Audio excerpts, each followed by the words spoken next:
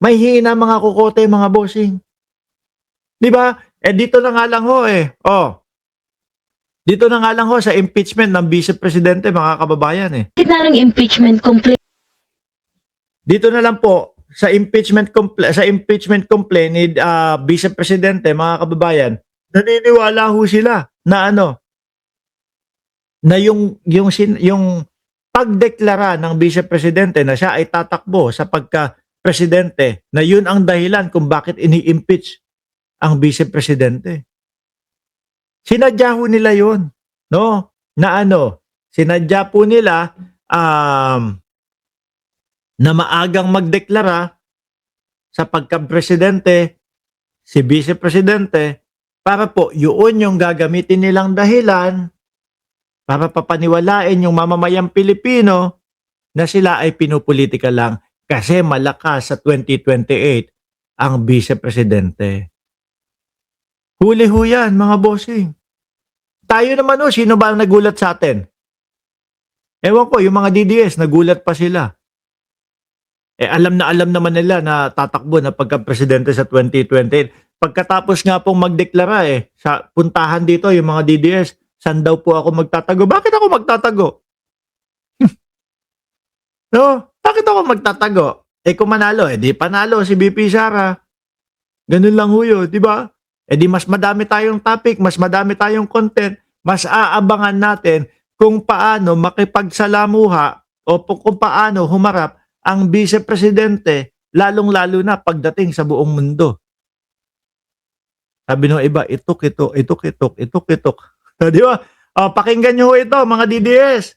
Halata naman na inilalayo nila yung mga sagot nila. Sabi ni Ma'am Chris Rose, wag ka na lang umuwi, Mark. Baka mategi ka. baka mames, airport pala. Boom! Pero ako, hindi na din ako natatakot sa ganyan, mga kababayan. No? Hindi na din tayo natatakot sa mga ganyan, mga bossing. Buhay ay weather lang po yan, mga kababayan, mga boss chief amo sir. Importante, yung mga kababayan natin, ikinokorek natin yung mga naririnig at mga nalalaman nila na mga fake news. O game! Nababahala si human rights lawyer Dino De Leon sa ugaling ipinapakita ni Vice President Sara Duterte sa gitna ng impeachment complaint laban sa kanya. Bilang isa sa counsel ng second impeachment case, importante para kay Attorney De Leon ang paliwanag ng pangalawang pangulo sa mga ibinabatong aligasyon. Sa halip na mag-explain, alam nyo mga kababayan, mga DDS, eto kung gusto ng Vice Presidente ng malakas, ang kati talaga ng ilong ko. Mamaya nga, pagkatapos ko mag-vlog, maliligo ako para mawala yung kate. Alam nyo mga DDS, para lumakas kayo, para lumakas si Vice Presidente, ipaliwanag sa mamamayang Pilipino. No, baka bago pa lang mag-impeachment o baka hindi pa naririnig yung impeachment at naipaliwanag ng dating ni Vice Presidente lahat ng mga yan, baka kampihan pa siya ng taong bayan Di po ba? Baka kampihan siya Ito po ang pinakamalakas na magiging kakampi ng Vice Presidente. Pero bakit ho ganun? Parang lagi pong naririnig na lang natin sa kanila, pinupolitika ako, ganito, ganyan. Ako kasi yung malakas na kandidato sa 2028 Pero yung mga depensa nila para maipagtanggulo yung kanilang sarili at yung Vice Presidente with matching 16 na lawyer, bakit po wala yata tayong naririnig na depensa para sa galing ho sa kanila? Sabi ni Cesar Maltizo, magtago ka raw, Mark, dahil mas maraming papatayi si Sara kaysa kay Digong. Parang gano'n na nga lang ho yung pinagsasasabi nitong mga DDS. Di ba? Kapal ng pagmumukha ni Lustay, may sariling mundo ang lutang na bobo, sabi ni Mario Torres. Inililihis aniya ng kampo ni VP ang usapin. Hindi naman sinagot kung ano yung mga aligasyon. Wala. Yun na nga lang hong panahon No? Yung buong taon. May nasagot po ba doon? Buong taon po, mga kababayan, na umiiral yung impeachment o yung 1 year ba na lang din po, mga bossing.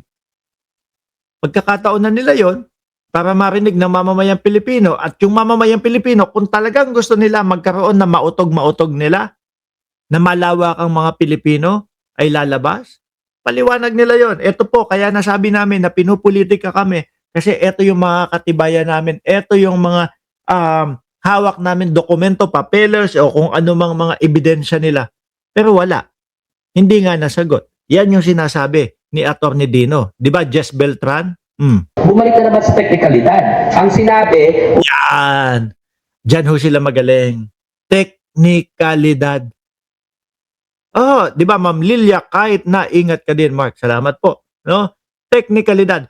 Nung huling impeachment, ano po ginawa nila doon? Dribble with Jesus Escudero. Yung sinasabi ho, mga kababayan, na forthwith, na tuloy, na sunod, na nagawa ba? Wala. Para pong binaliwala po yung konstitusyon ng Pilipinas noon eh. Ang dali nila, kasi dalawang impeachment or kung whatever na ilang impeachment ang inihain dyan eh. Tapos yayabangan tayo ng DDS. O wala na yung impeachment. Hindi na tuloy yung impeachment. Akala mo naman yung pinagyayabang nila, mga bossing, nasagot ng Vice Presidente na hindi siya nagnakaw. Di ba? Hindi naman ho nasagot yun.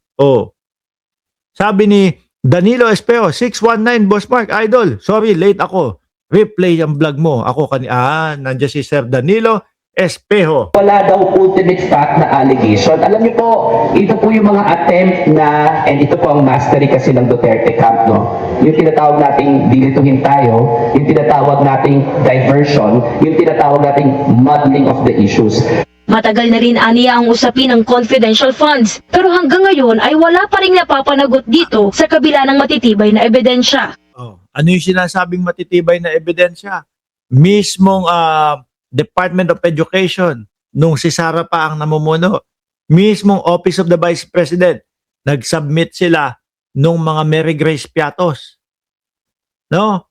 Na ang sinasabi, iisa daw ang penmanship at iisa yung hugis o yung mga pagkakasulat at iisa ang tintang ginamit. Hindi nila maipaliwanag yun, mga bossing. Ewan ko lang kung si Bato de la Rosa, baka na-meet niya na ho yung mga Piatos family daw ho. Kasi gustong dumipensa ni Bato eh. Diyan sa Davao, ang daming Piatos dyan.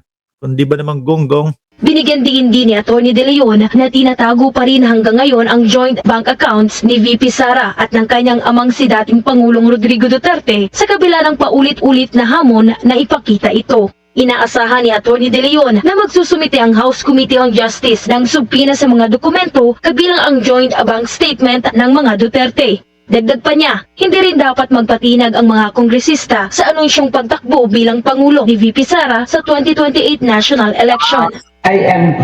Yan, tinatakot nila. Meron pa nga silang nalalaman, no? Eto yung mga listahan nung mga boboto sa impeachment ni Sara Duterte. Alam nyo na ha. Alam na daw po ng mga DDS kung sino yung mga hindi iboboto. Pag etong mga ito tumakbo sa distrito ninyo, alam nyo na ha, hindi nyo papanalunan, hindi nyo iboboto. Putak na yan. Yung dun lang ho sa Antipolo anak ni Akop tinambakan ho yung kalaban Inendorso ng DDS yun. Inendorso ng Vice Presidente yun. Di ho ba? Sino pa? Si Beatrix Luistro sa Batangas. Pinuntahan pa ho. Siniraan pa. May utang daw ho ang mga Luistro sa kanila. Panalo din ho. Si Joel Chua, panalo din ho, mga kababayan. Isa lang po ibig sabihin yan. Ano po? Gusto ng mga Pilipino na matuloy yung impeachment ng Vice Presidente para malaman yung katotohanan. Yan lang po. Kasi kung ayaw ng mga Pilipino yan, mga bossing, si Joel Chua, malamang talo yan. Sasabihin ng mga kadistrito niyan, bumoto yan sa impeachment. Yan ang nangunguna sa impeachment. Wag natin iboto yan.